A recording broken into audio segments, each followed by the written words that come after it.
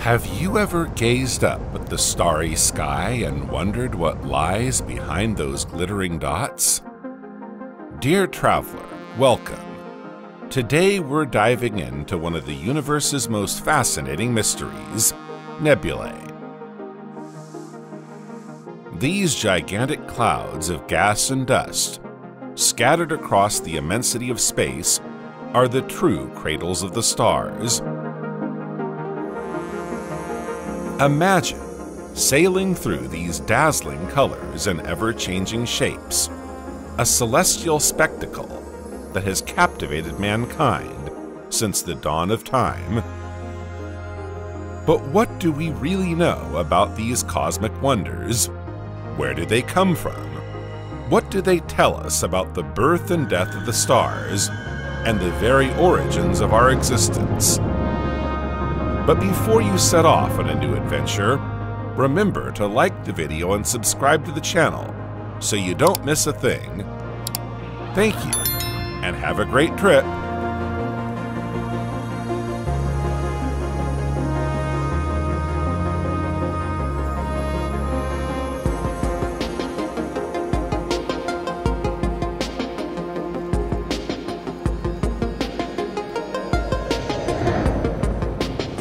The nebulae of the universe take on shapes very similar to those of our terrestrial creatures. When we look up at the sky on a clear night, we can recognize constellations with familiar patterns, and we can even guess at them, since they've been lulling mankind to sleep since the dawn of time. The universe seems both familiar and unknown. Galaxies, nebulae, and other astronomical phenomena have long been given animal names. It's human nature to see the familiar in the unfamiliar. A nebula is an interstellar cloud of gas and dust. Nebulae are one of the ingredients of the universe, along with stars, planets, and galaxies. They play a fundamental role in the history of the cosmos, as it is within them that new stars are formed.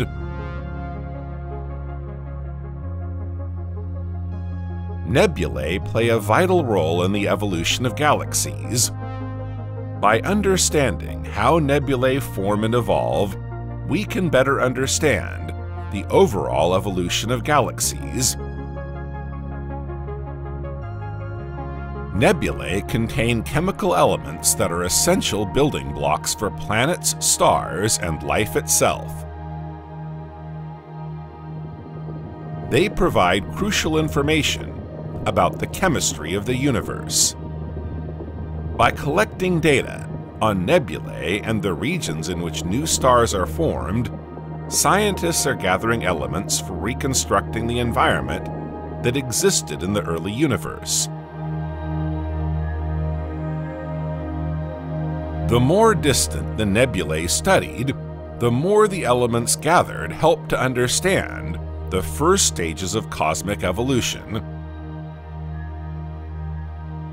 Exceptional and unique astrophysical phenomena can occur in some of these nebulae. Observing them helps enrich our understanding of the universe. There are several types of nebula. The most common are emission nebulae, reflection nebulae, and obscure nebulae.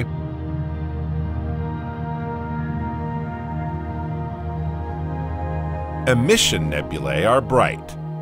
This is because their atoms are excited by ultraviolet radiation emitted by nearby young stars. The atoms, in turn, become a source of radiation. Reflection nebulae, on the other hand, emit no radiation themselves. They reflect the luminosity of the nearest stars, even reproducing their color. Dark nebulae, on the other hand, are dense concentrations of light-absorbing dust. They're only visible when there's a light source behind them, from which they can be detached. They're easy to observe and frequently even visible to the naked eye. But how were nebulae discovered, and how do they form?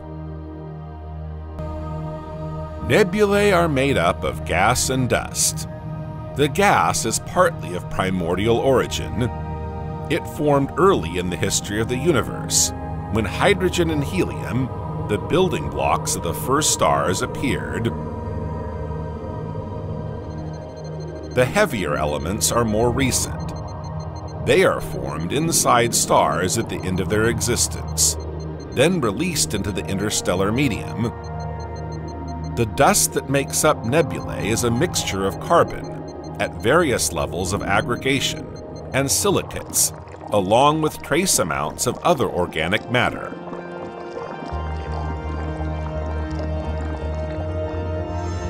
The gas is essentially hydrogen.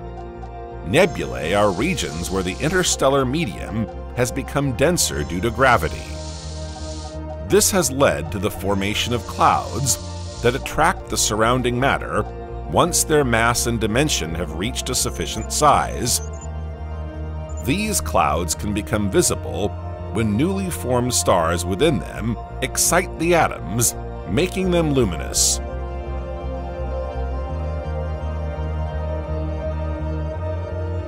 Until 1780, the focus of astronomers' attention was on the stars.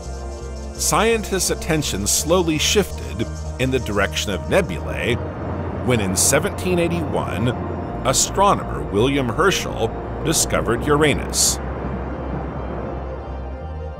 King George III of England awarded him a royal pension, enabling him to invest in the construction of a new, more powerful telescope with which he could now study double stars.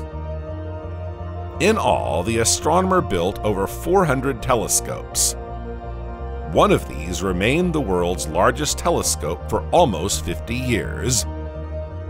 This gigantic device could be operated by hand. With it, Herschel described and cataloged deep sky objects. In 1786, he published the catalog of 1,000 new nebulae and star clusters. He already distinguished between nebulae and star clusters.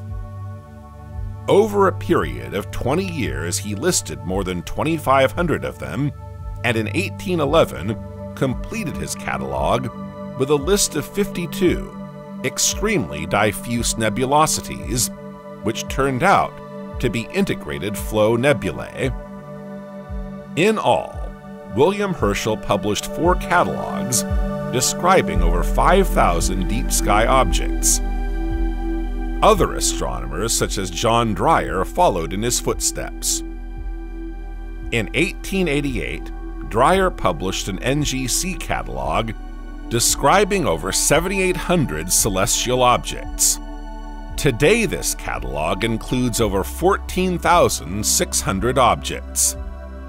The concept of the nebula, however, belongs to William Herschel. It was Herschel himself who identified the different types of nebula. The first planetary nebula discovered was the L'Altaire Nebula, also known as the Dumbbell Nebula and referenced M27. Charles Messier recorded it in his catalog of diffuse objects, but the term planetary was proposed by William Herschel in 1785. In 1927, American astronomer Edward Emerson Bernard listed 349 obscure nebulae. Among the best known are the Horsehead Nebula, reference B33, and the Snakehead Nebula, reference B72. By this time, a number of nebulae had come to light, and scientists realized that this was an obscure world whose influence they were still unaware of. Everything was yet to be discovered. Edwin Hubble's work in 1924 made it possible to distinguish nebulae from galaxies. Although both contain gas and dust on a very different scale and in very different concentrations, their shape, dynamics, and size are very different. Nevertheless, in a small observation instrument, their appearance is more or less the same.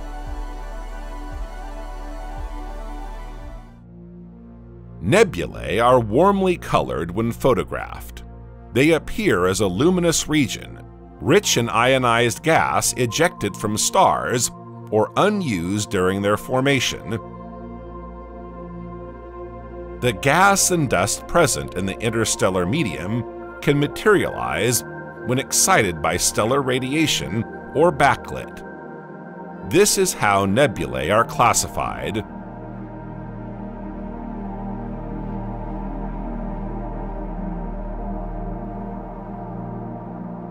Emitting nebulae are gaseous formations that produce their own luminescence.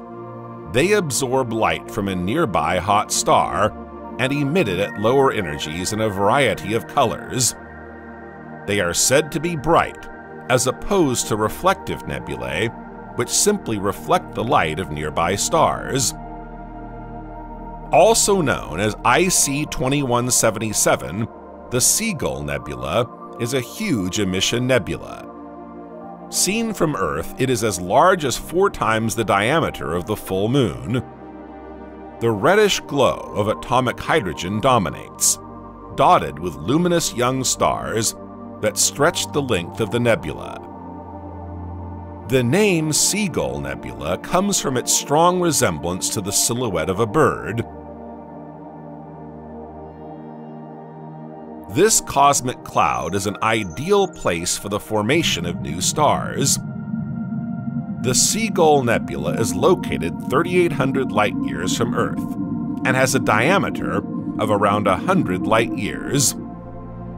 It contains several open clusters, including NGC 2343, NGC 2335, Calendar 465, and Calendar 466. This nebula is difficult to observe even under ideal viewing conditions, as its apparent magnitude is +10. The large number of stars in the nebula makes it impossible to see. The wings are almost impossible to see, unlike the head, referenced NGC 2327, which contains fewer stars. This is a region of compact emission in which a massive star is enclosed. There are several categories of emission nebulae.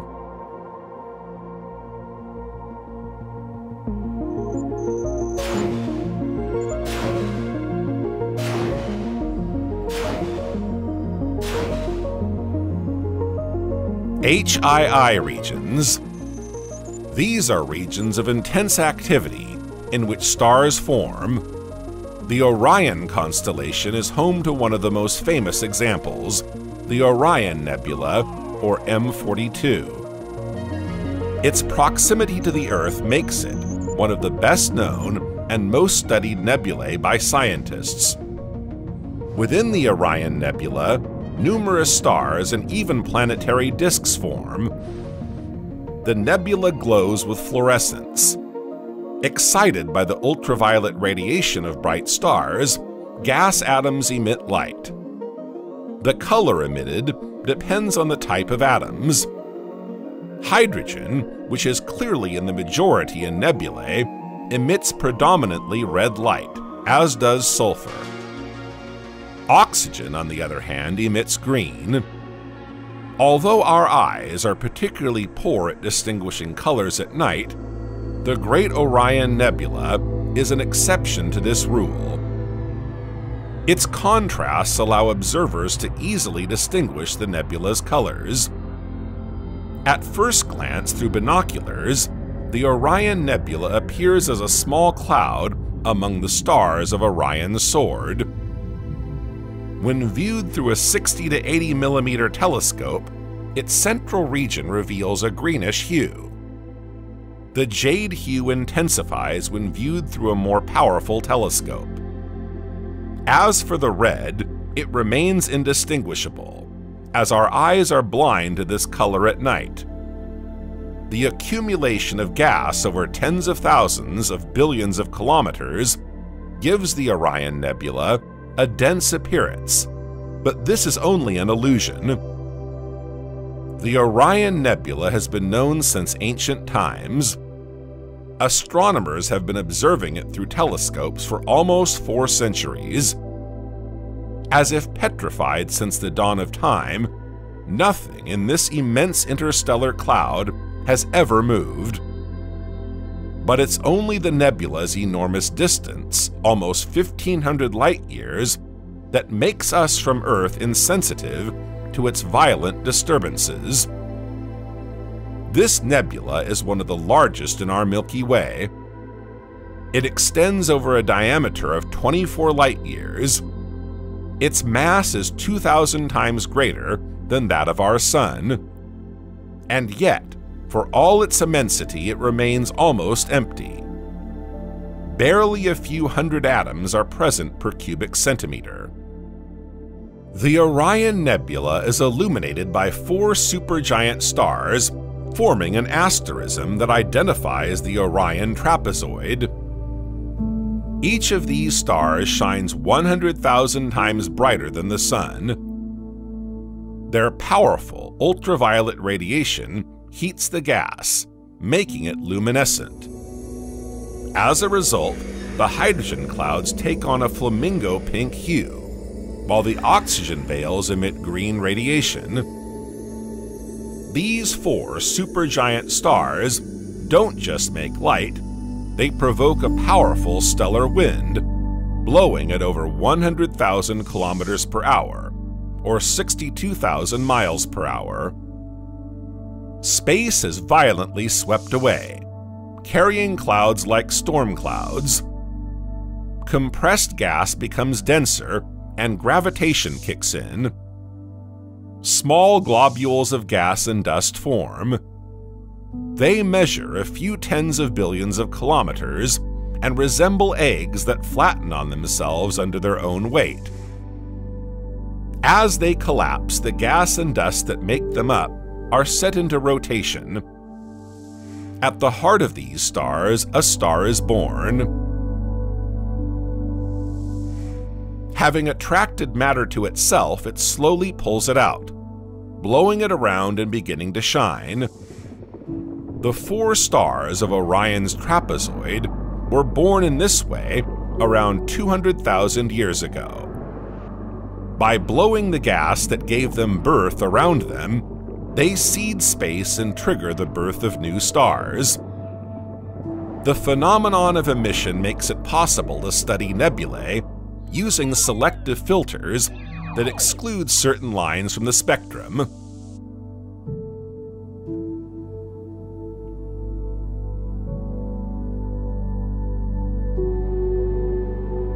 Planetary nebulae are brightly colored and highly structured. They are associated with the death of low-mass stars like the Sun. Planetary nebulae are produced by the slow expulsion of gas from the surface layers of a star's atmosphere at the end of its life.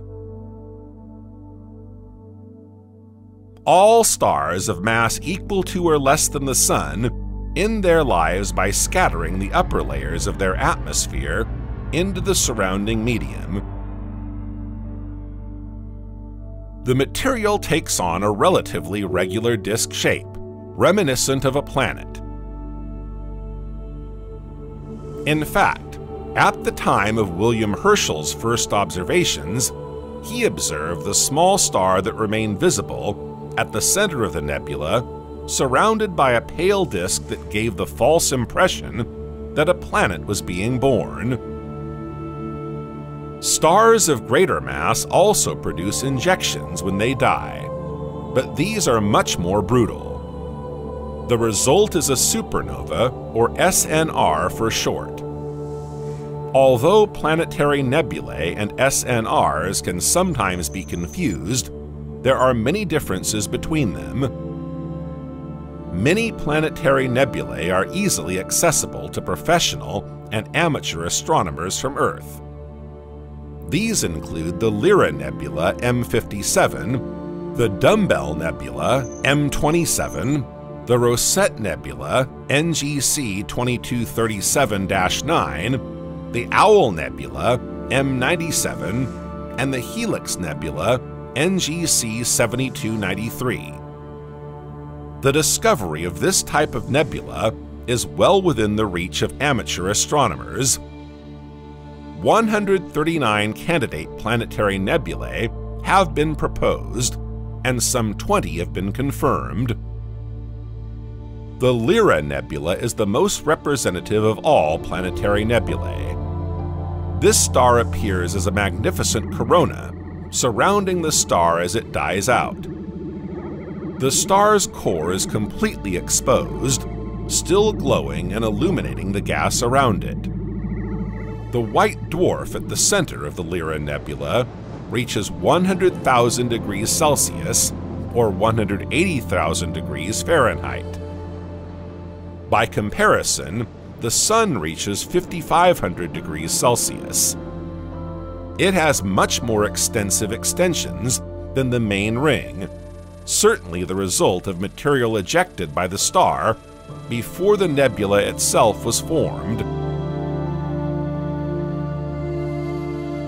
Planetary nebulae provide information not only on the star's constitution, but also on the date on which it expelled matter, by calculating the expansion velocity of the gases. The impressive dynamism of planetary nebulae is reflected in some cases by gas moving at speeds of up to 5,000 kilometers per second, or 3,100 miles per second. This creates exceptional shock waves and turbulent zones. Once the star has ejected up to 35% of its envelope, it ends its life as a dwarf star.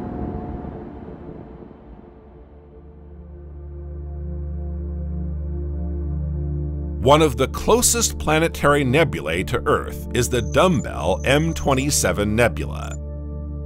It lies at a distance of around 650 light-years and exploded around 12,700 years ago. The Dumbbell Nebula was the first planetary nebula to be discovered. It is characterized by an original shape with two luminous lobes, giving it the appearance of a bell clapper, dumbbell, or apple core. This structure is known as bipolar and is found in other planetary nebulae, but never so pronounced. This characteristically asymmetrical shape is thought to have developed shortly before the star's death, as the dying star blew its atmosphere in two different directions.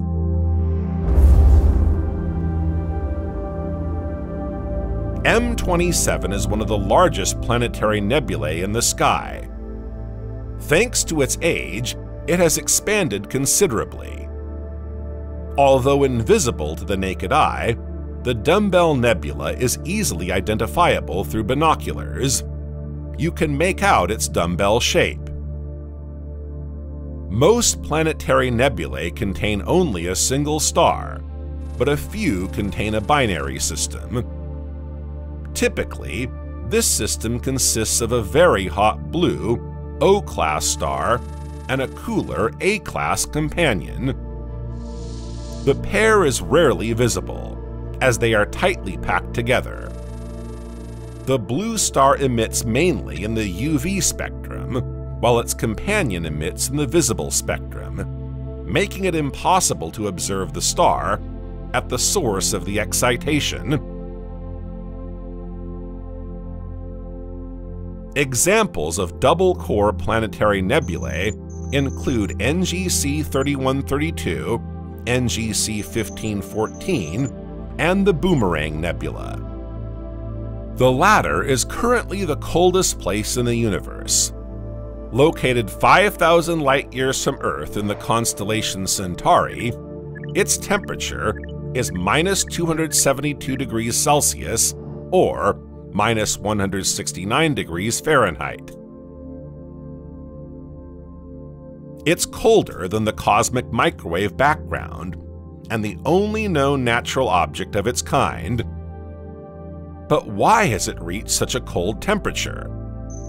At the heart of this nebula lies a star 4 times more massive than the Sun. But this star hides a secret, 3,500 years ago, it was the result of the fusion of two other stars. Without this fusion, the gas in the nebula would not reach such extreme temperatures today. In fact, the Boomerang Nebula's low temperature is due to its gas being expelled in very large quantities and at extremely high velocities. A team of astronomers has taken into account the envelope's expansion velocity, which is 150 kilometers per second, or 90 miles per second, 10 times greater than that usually expelled by a red giant. Scientists have shown that the only way to produce such a quantity of gas at such a speed would be to use energy from the interaction of two stars. A few thousand years ago, the red giant would have trapped a companion star in its envelope. The interaction of the two stars produced an impetuous ejection of matter. The nebula is now shaped like an hourglass, 20,000 astronomical units long. This peculiar shape is due to the jet produced by the central star, which pushes back cold gas locally.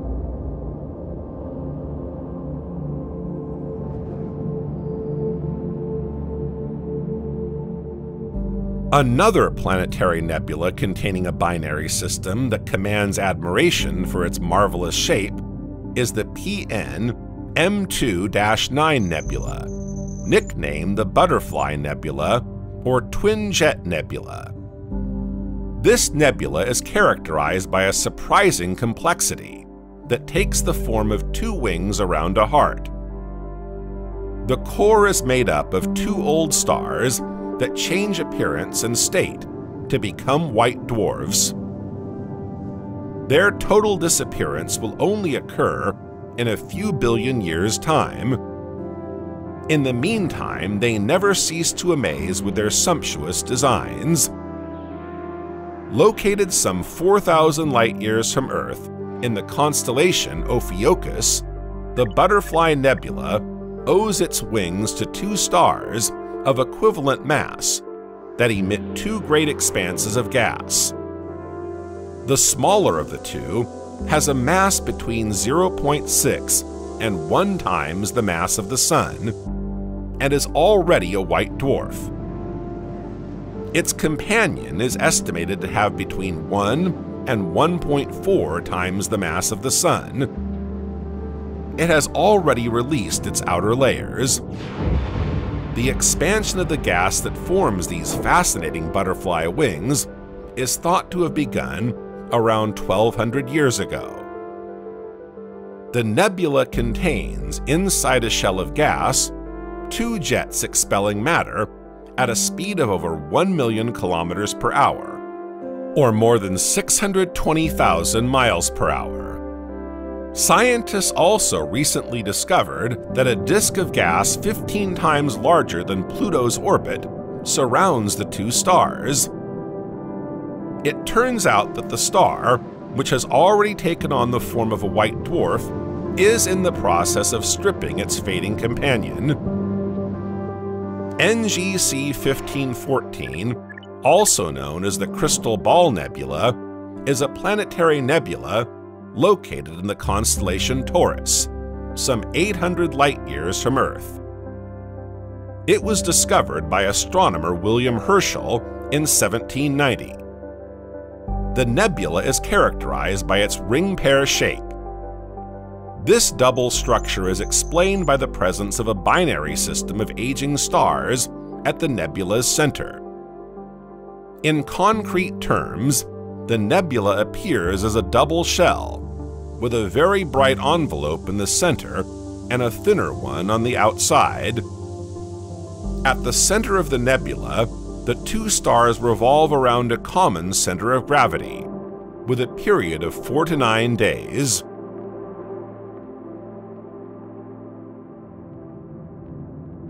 NGC 6302, the Insect Nebula, or M2-9, also known as the Butterfly Nebula, or Caldwell 69, is a bipolar planetary nebula with one of the most complex structures ever observed in a planetary nebula. It lies around 3,500 light-years from Earth in the constellation Scorpius. As they age, stars can take on structures sometimes similar to flowers or insects. This is the case of the Insect Nebula, which has a wingspan of 3 light-years. Its central star, at the end of its life, has a temperature of over 200,000 degrees Celsius, or 360,000 degrees Fahrenheit, suggesting that it was originally very large.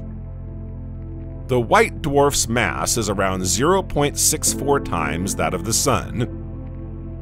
It is surrounded by a dense disk of gas and dust. It is the same disk that gives the nebula its hourglass-like bipolar structure. The Insect Nebula consists of 2 primary lobes. A wide dark band runs through the middle of the nebula, plunging the central star into darkness at every length. This band has an exceptional chemical composition. Scientists have detected ice crystals, quartz, and numerous silicates. The characteristic feature of the nebula is that it is composed of both oxygen-rich and carbon-rich minerals. In most cases, these minerals do not coexist. Stars are basically rich in one or the other, and the transition from the first state to the second occurs as the star ages. This suggests that the hydrocarbon molecules in the Insect Nebula were formed in an oxygen-rich environment. The Insect Nebula is prone to strange projections of matter in the part representing its wings. These jets are projected at more than 1,000 kilometers per second and asymmetrically. They intersect and form disordered structures. Some researchers have speculated that these ejections could be due to the central white dwarf merging with another star. However, in the absence of visibility at the center of the nebula, this hypothesis remains unconfirmed.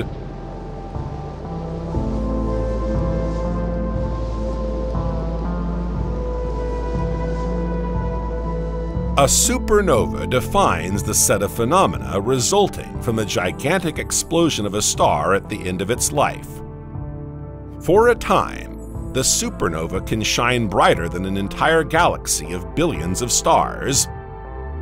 From Earth, a supernova looks like a new star, when in fact it's the sign of a star's demise. A core collapse supernova is characterized by a massive star that stops producing energy from nuclear fusion in its core. It then collapses under its own gravity.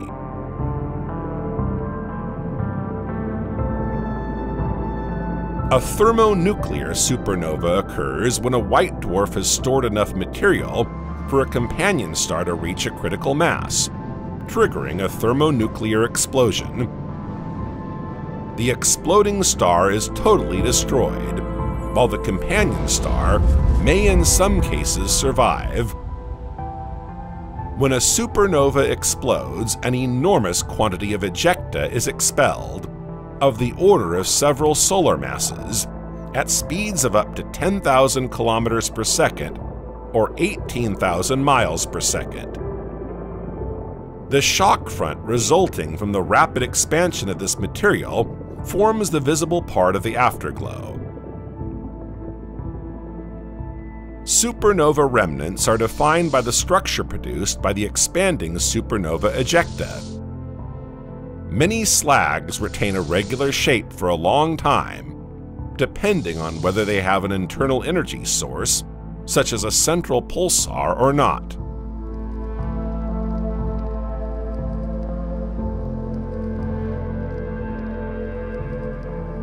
To better understand supernova afterglows, let's look up to the sky. Against the stellar backdrop of the Milky Way, a pretty gray blob appears through a small 60mm telescope. With a 100 to 200mm telescope, we can see a well-defined S-shape. With an even more powerful instrument, it's possible to make out gaseous filaments floating in the sky. This is one of the best-known and most studied examples of supernova afterglow. Messier 1, or the Crab Nebula, some 6,300 light-years from Earth. This nebula reminds us that a supernova exploded at this very spot in the year 1054 in the constellation Taurus. In July 1054, Chinese astronomers spotted a new star in the Taurus constellation. They called it a guest star. However, its brilliance intensified to the point where it surpassed that of Venus. It remained visible for 3 weeks in daylight, with a magnitude of between -3 and -5, and appeared for 2 years at night. Around 7 centuries later, in 1758, the astronomer and famous comet hunter Charles Messier, while searching the sky for Halley's Comet, spotted a small nebula in the constellation Taurus. He gave it the number 1. It wasn't until 1928 that Edwin Hubble made the connection between the famous guest star of 1054 and this Messier 1 nebula, nicknamed the Crab Nebula, in reference to the expanding gas released by the supernova. It continues to grow at a speed of 1,500 kilometers per second, or 930 miles per second. The debris forming the nebula is made up of ionized helium and hydrogen, and has a temperature in excess of 10,000 degrees Celsius, or 18,000 degrees Fahrenheit. It will dilute in the cosmos over the coming millennia. The Crab Nebula has a pulsar at its center, called the Crab Pulsar. It rotates about 30 times per second. This pulsar emits 200,000 times more energy than the Sun, making it the most energetic pulsar known. Its diameter is estimated at 30 kilometers or 18 miles. It is responsible for the central illumination of the nebula. The nebula lies in the immediate vicinity of the ecliptic plane, making it an interesting source of radiation for studying other celestial bodies. By observing its radio waves or X-rays, it is possible to measure and study other nearby objects.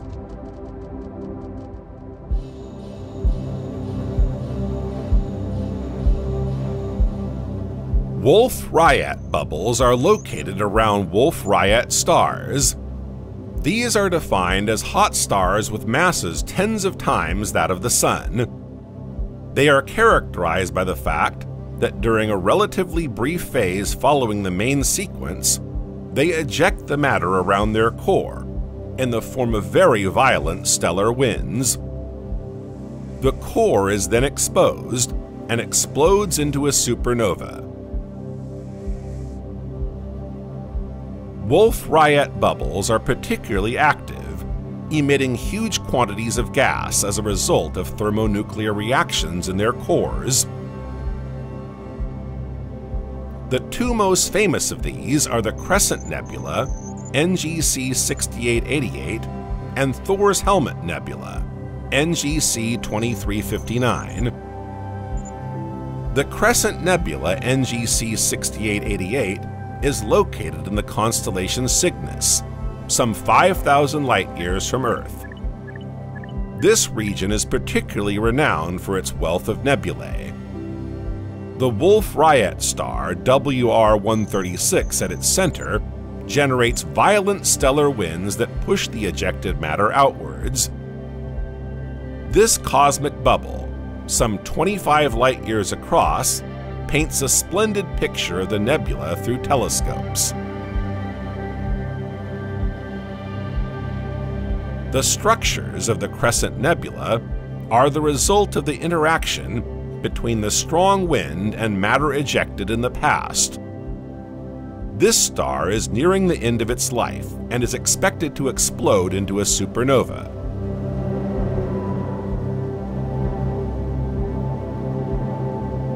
Thor's Helmet Nebula, NGC 2359, is a nebula in the Big Dog constellation, around 15,000 light-years from the solar system. It has the peculiar shape of a bubble, blown by a massive star with complex filaments. The Wolf-Rayet WR7 star at its center is extremely hot. The nebula's emerald green color is the result of strong emissions from the oxygen atoms in the cloud.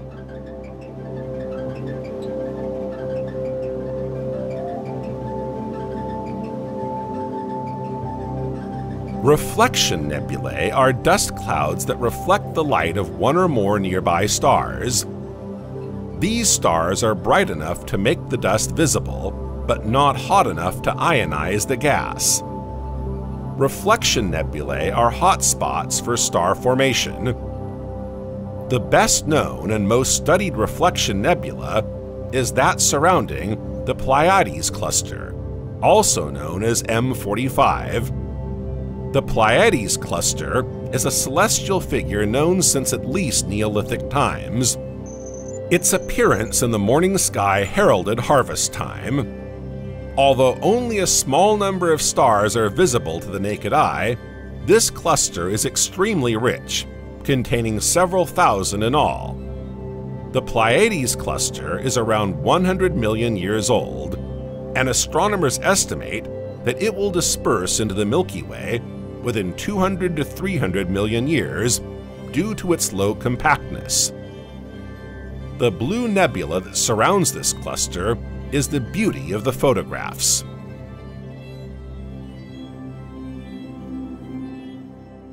Emission and reflection nebulae form the group of diffuse nebulae, distinguished by their luminous emission. On the other hand, there are dark nebulae.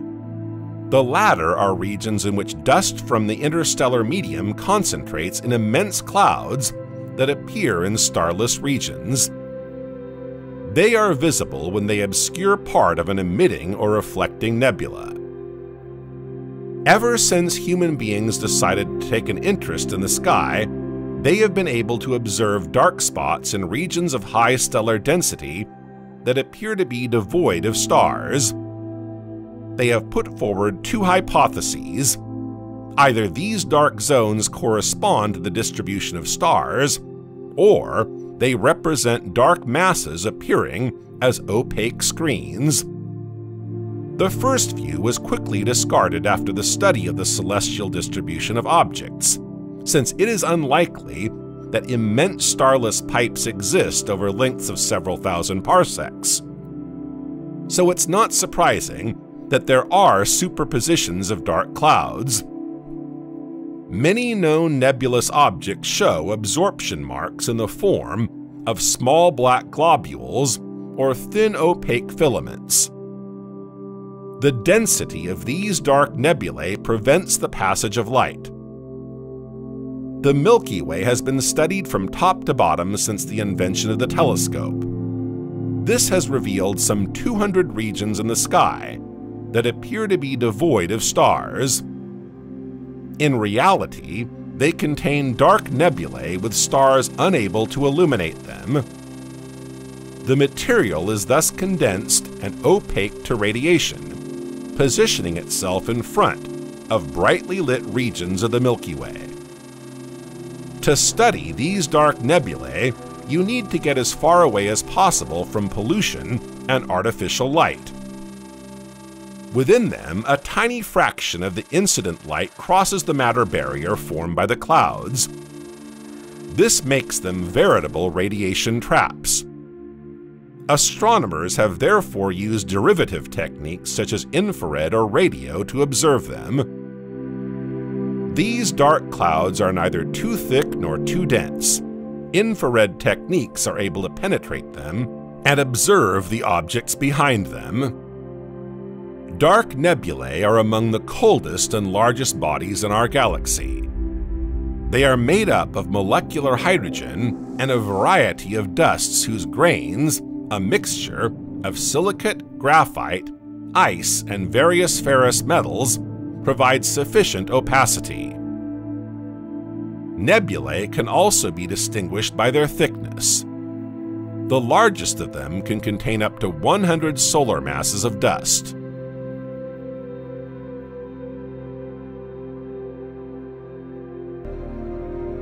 One of the best examples of this type of nebula is the charcoal bag.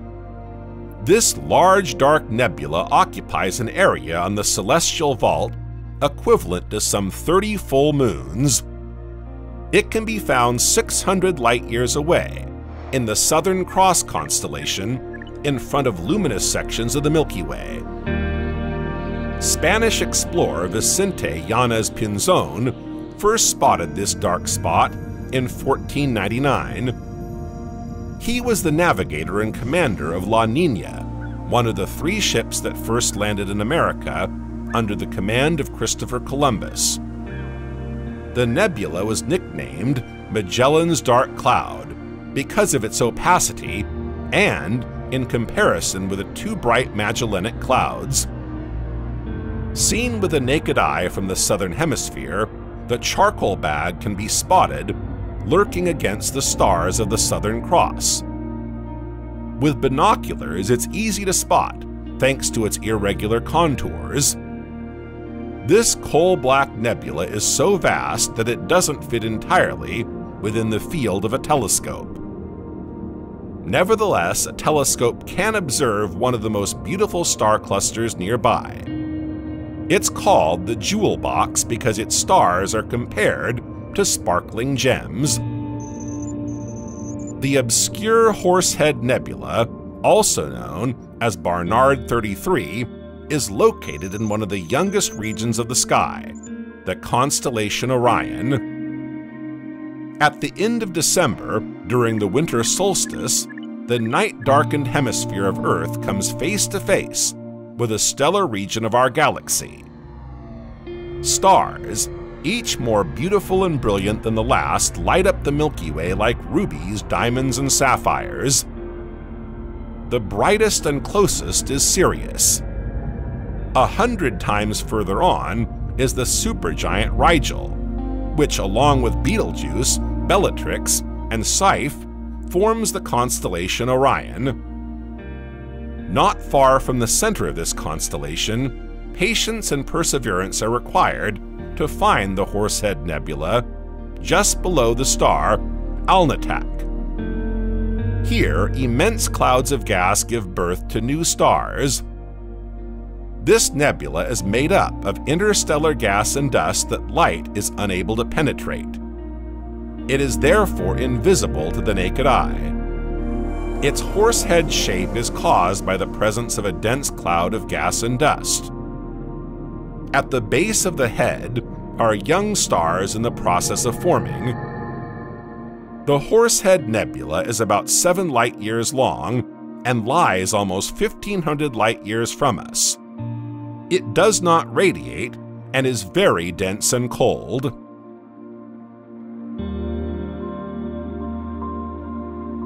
Some nebulae are said to be chaotic because they are unique in that they are both emitting and dark at the same time. The gases they contain take on highly varied appearances, and the environment is disturbed. Examples include the Sorcerer's Nebula, NGC 7380, the IC 1318 Nebula, and the North American Nebula, NGC 7000.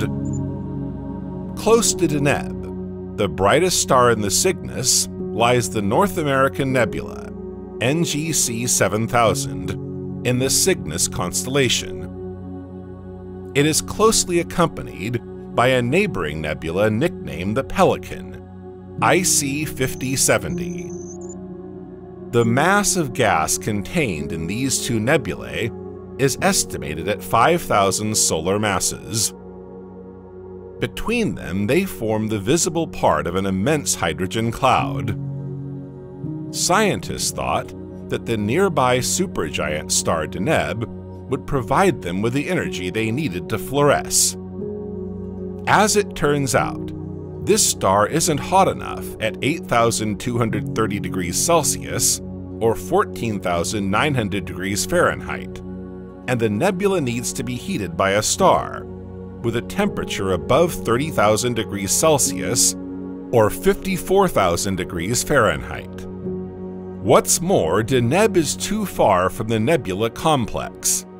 The ionizing star is actually at the rear of the nebula. Its surface temperature exceeds 40,000 degrees Celsius or 72,000 degrees Fahrenheit, and it belongs to a binary system.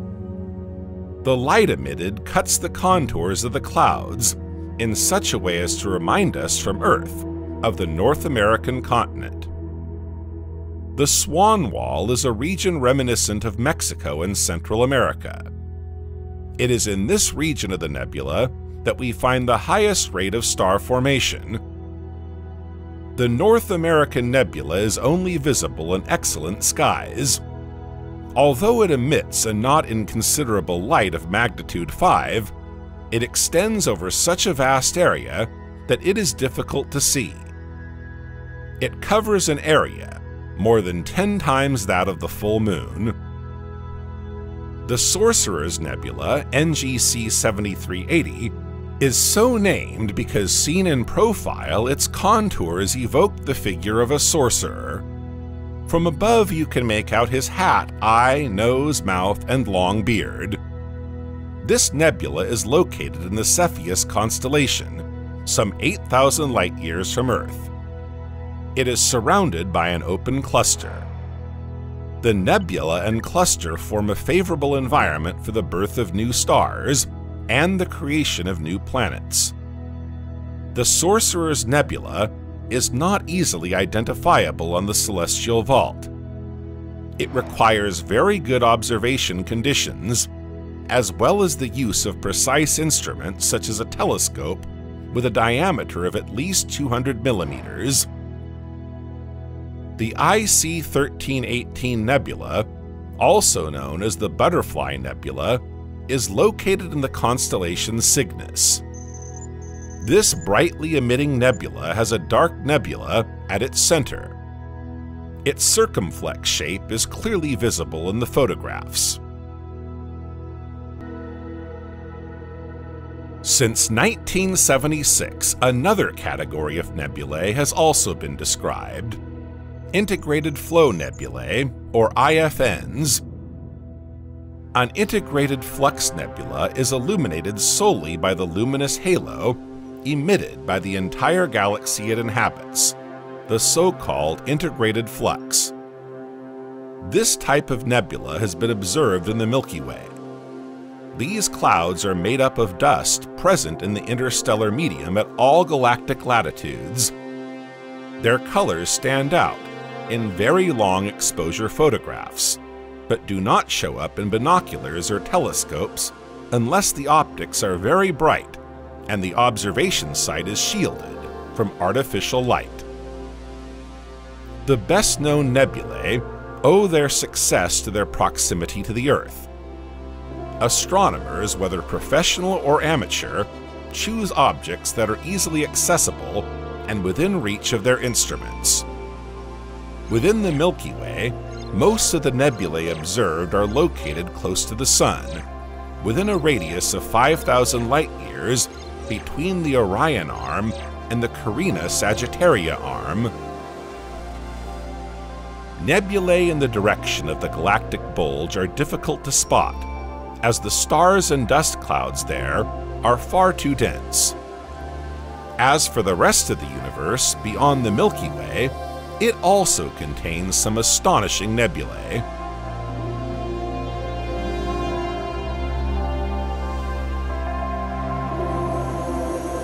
Outside the Milky Way, it's difficult to identify specific individual nebulae with the same notoriety as those in our own galaxy. Nevertheless, there are some complex nebulous regions in other galaxies that are well known to astronomers and astronomy enthusiasts. We won't necessarily find individual planetary nebulae like those in the Milky Way. The galaxy itself may contain various nebulous regions due to star formation processes. Specific observations and discoveries may vary over time due to advances in astronomy and imaging.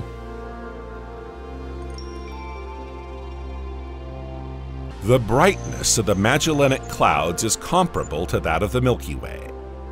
In the southern hemisphere, and in the absence of light pollution, they both appear distinctly without the need for observational instruments. If you use binoculars, their characteristic shapes are clearly visible.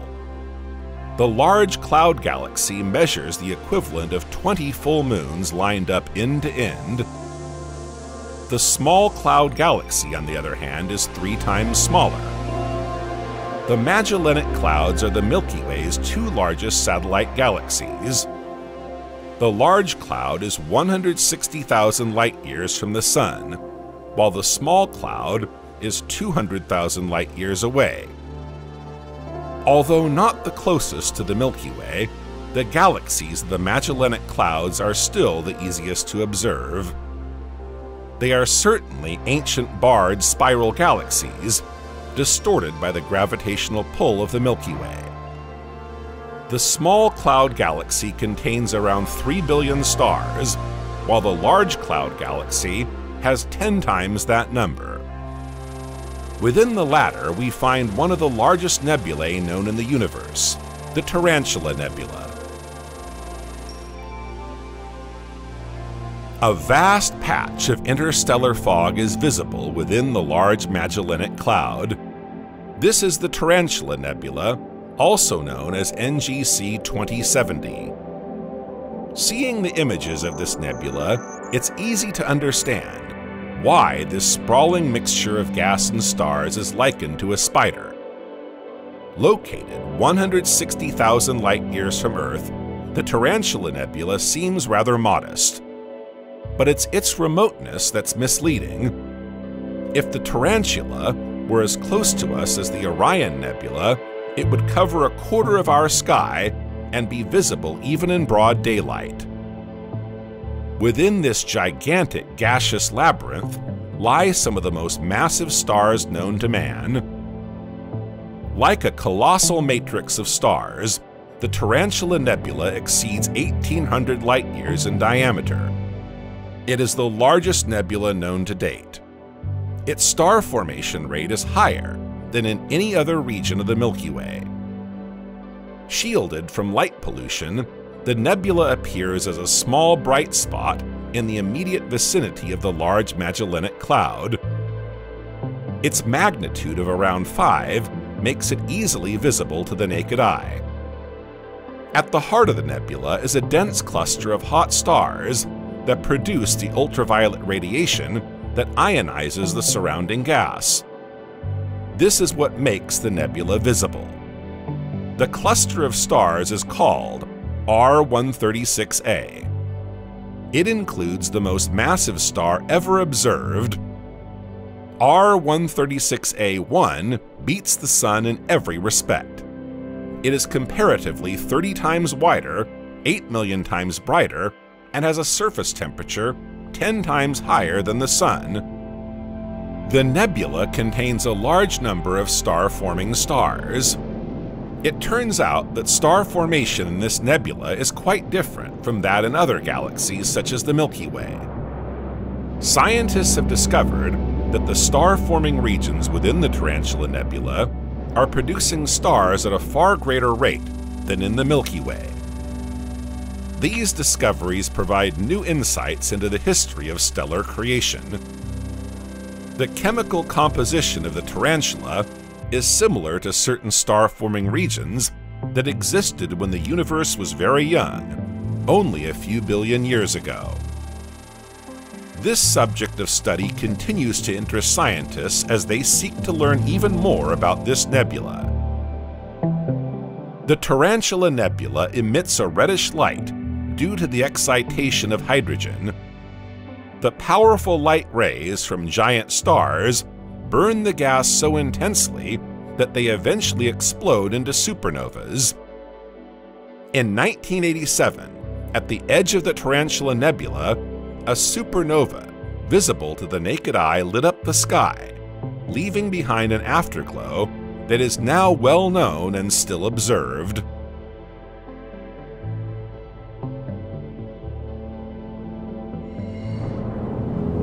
In 1987, the Large Magellanic Cloud Galaxy was the site of the brightest supernova recorded in the last 400 years. A star with a mass equivalent to 20 solar masses exploded. SN 1987A was the first supernova explosion of the 20th century to be observed with the naked eye, far from light pollution. It was then observed continuously in all usable ranges of electromagnetic radiation. This supernova is one of astronomy's most important objects, as it is the first time that the progenitor star is known before the explosion.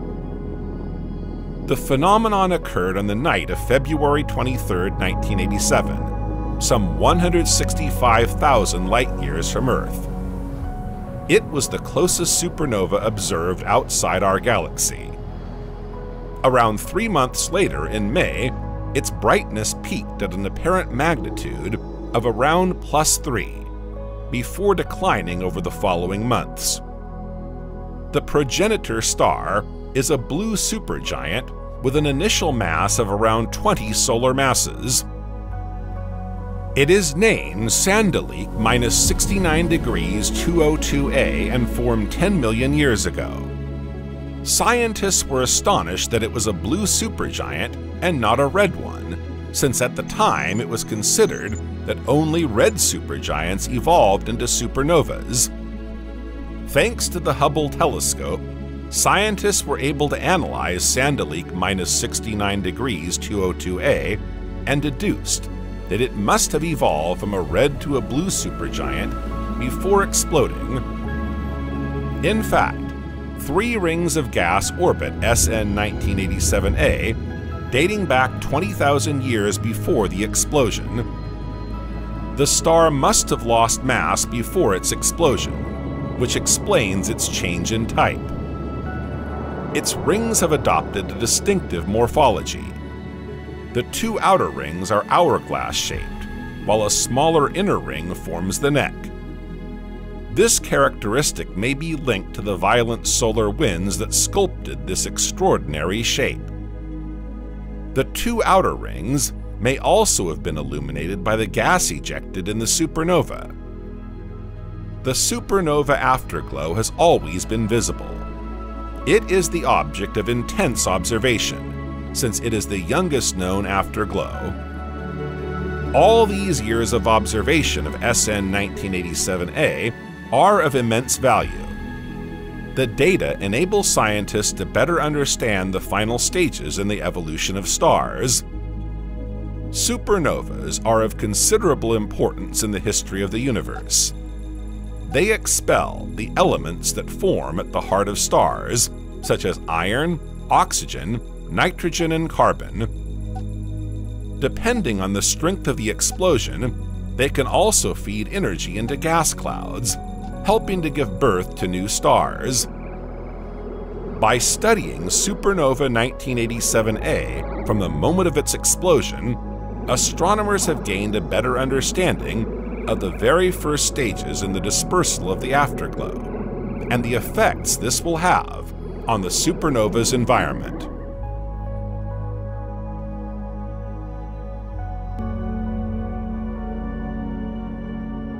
The Lobster Nebula is located in the smallest of the dwarf galaxies in the Magellanic Cloud.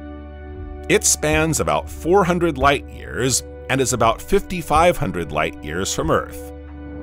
A blue glow from the emission of ionized hydrogen gas surrounds this star-forming region.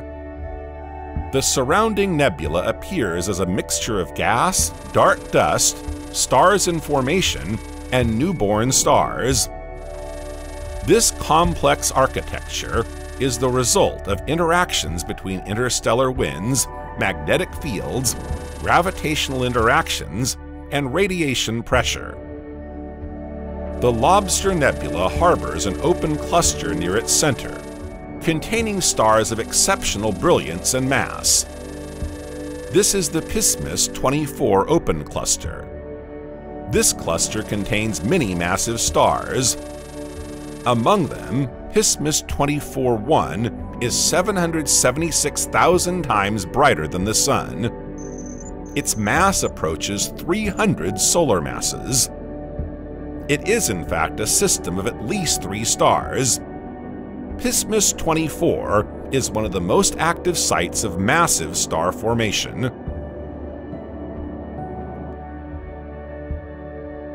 NGC 346 is an emission nebula associated with an open cluster.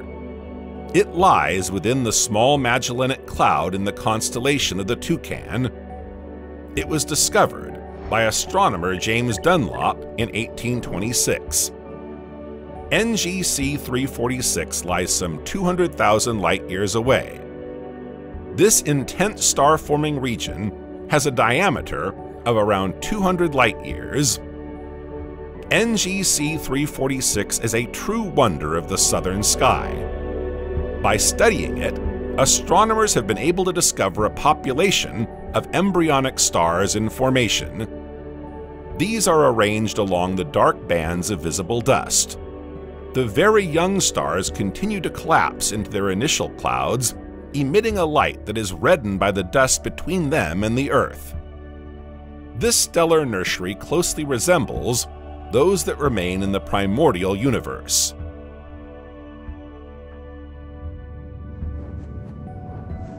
Scientists estimate that 2% of the 200 billion galaxies in the universe interact with a nearby galaxy. Such is the case with the famous Hound Dog Galaxy, also known as the Whirlpool Galaxy and referenced M51. It lies at an abysmal distance of 23 million light-years from us. Messier 51 is the common name for the 2 stars because Charles Messier did not split them at the time. In fact, they are a pair of interacting galaxies. The small galaxy NGC 5195 lies a few tens of thousands of light-years behind its big sister, NGC 5194. The former is so distorted by the interaction, which has been going on for almost a billion years, that astronomers can't classify it. The interaction of these 2 galaxies is causing outbreaks of new stars. In the larger of the 2 galaxies, no fewer than 100 ionized nebulae have been detected. No one knows how the encounter will end. Will the 2 stars separate and drift apart, or merge into a single galaxy? Our planet's nocturnal orientation, away from the galactic disk that illuminates summer and winter nights, is directed in spring towards the constellations with the fewest stars and interstellar gas, such as Leo, Virgo, the Big Dipper, and the Hounds. It's in these endless transparent regions of the sky, seemingly devoid of stars, that astronomers enjoy observing the most distant objects under the best conditions. Among them, the Hound Dog Spiral is one of the brightest and most beautiful galaxies known. Despite its impressive diameter of over 60,000 light-years, it is invisible to the naked eye. It is populated by over 200 billion stars. The pair of galaxies is bound together by the force of gravity. The spiral structure of NGC 5194 is strongly disrupted by the passage of its smaller companion. The galaxy's sumptuous brilliance is due to the gravitational tidal forces generated by the small galaxy. In the same way that the Moon influences the oceanic masses of the Earth, NGC 5195 acts on the gas masses of NGC 5194. This interaction suppresses interstellar gas, which condenses into new stars. As a result, the spiral disk of the Hound Dog galaxy is rich in nebulae. In close-up photographs of the galaxy's disk, we can see its youth and vitality in the brilliant nebulae illuminated by the thousands of supergiant stars they give birth to a few 100 million years ago. Only stars 1,000 to 10,000 times brighter than the Sun are visible. The billions of others are too dim to be seen individually.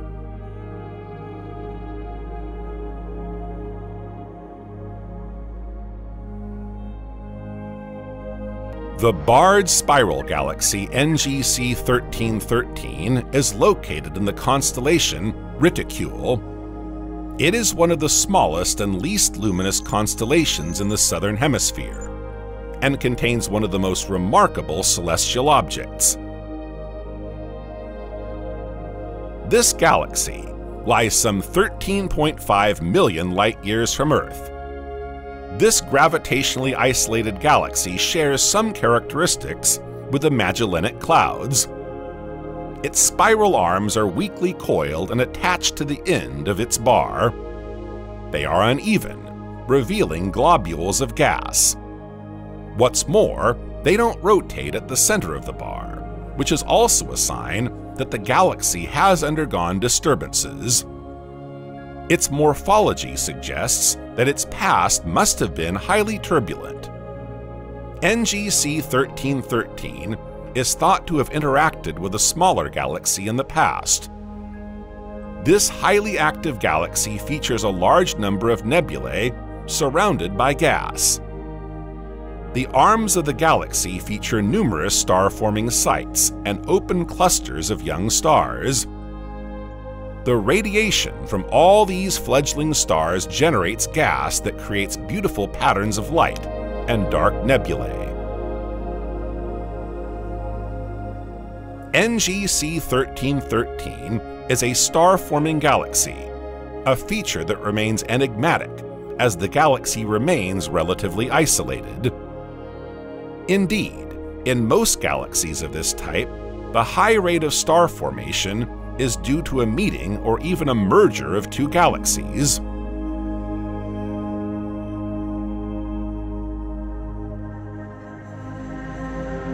In the constellation Perseus, NGC 1275 is a lenticular galaxy, around 250 million light-years from Earth, with a diameter of over 250,000 light-years. This vast galaxy is characterized by highly complex dynamics that set it apart from other galaxies. Located at the heart of the Perseus galaxy cluster, it is bathed in hot diffuse gas with an average temperature of several tens of millions of degrees. It is this gas that forms most of the luminous mass of galaxy clusters. The matter that forms the environment is highly complex. On the one hand, the hot gas causes cooling, and on the other, the supermassive black hole, with a mass equivalent to around 340 million solar masses, generates powerful, high-energy jets that prevent the gas from cooling completely. The result is a sumptuous network of filaments surrounding NGC 1275. This large nebula extends over 250 light-years, equivalent to 2.5 times the size of the Milky Way. The motion of the network of filaments is not uniform, but rather chaotic.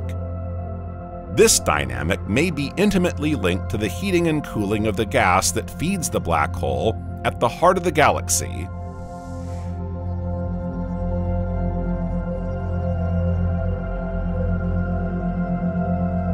NGC 2403, also known as Caldwell 7, is a spiral galaxy in the constellation Giraffe, around 8.5 million light-years from the Milky Way. In the galaxy's eastern outer arm lies NGC 2404, an open cluster of stars. It is associated with an emission nebula. NGC 2403's spiral arms are illuminated by bright red nebulae, a few bluish open clusters, and dark veins of dust. At its heart, the nucleus is bright but relatively small. According to some scientists, this galaxy is gravitationally part of the Messier 81 group. Around 15 million light-years from Earth, Messier 83, a spiral galaxy, is majestically visible. Beside it is a small quasi-elliptical nebula, the dwarf galaxy NGC 5253. Although it may seem rather insignificant at first glance, it is a site of intense star formation. This compact blue dwarf galaxy is located in the constellation Centauri.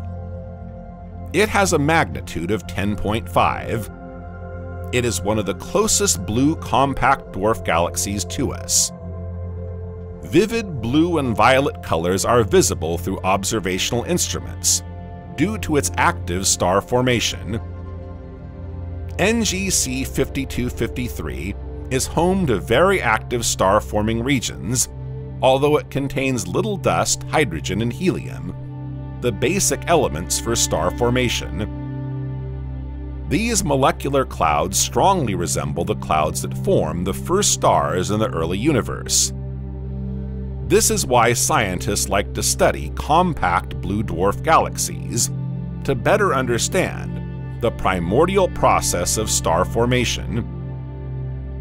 NGC 5253 features a central starburst zone rich in hot young stars concentrated in a star cluster.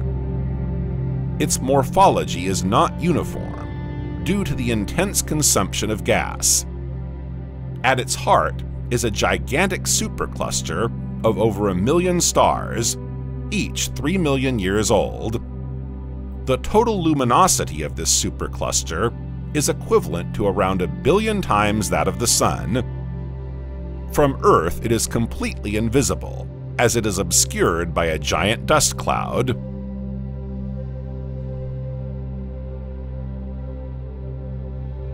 The local group is a collection of 60 galaxies spanning 10 million light-years. Among them, the Milky Way and the Andromeda Galaxy are the main members. The third largest galaxy is the Triangulum, also known as M33. To spot the Triangulum Galaxy with the naked eye, you need a pure black sky and the eyes of an eagle. Nevertheless, it is easily visible through binoculars. Its oval disk is uniformly bright, although a slight excess of brightness towards the center betrays the presence of the bulge. Through a 300 to 400 millimeter telescope, we can easily observe its sumptuous spiral arms. The Triangulum Galaxy has particularly well-developed spiral arms, which appear spectacularly when viewed from the front.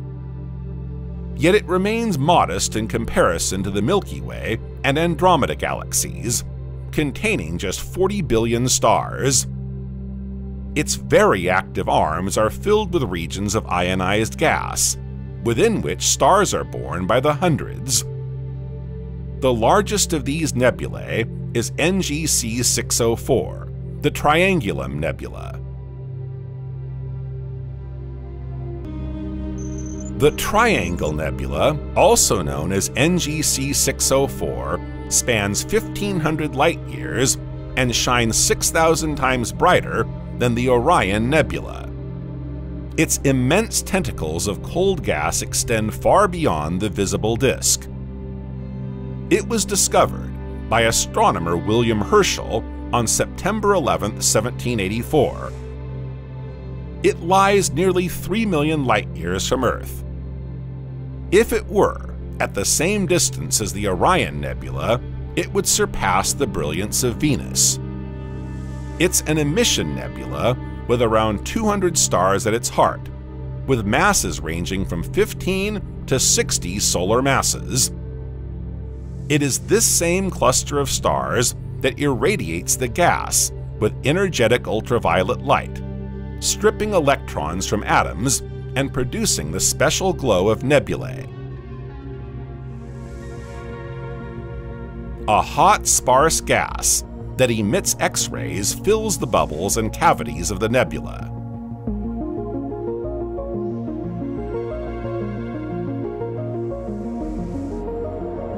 The tarantula, the crab, the lobster, the owl, the butterfly, and many others are silent witnesses to the grandeur and complexity of our universe. This journey through the nebulae helps us understand the significant importance of these stellar objects. Since mankind first discovered and studied nebulae, new data have been added to our understanding of star formation, galactic evolution, and cosmic chemistry. These vast clouds of gas and dust, which often take on the appearance of creatures and animals, can be found everywhere in the Milky Way and beyond. They are ideal places for the formation of new stars and planets, and shape the cosmic architecture. The study of nebulae continues to fuel our quest for understanding. The mysterious secrets of the early universe are gradually being revealed, reminding us of the complexity of the universe around us. To what extent do nebulae hold the answers to the fundamental enigmas of our universe? The exploration of nebulae is far from over, and they remain a dynamic area of research in astronomy.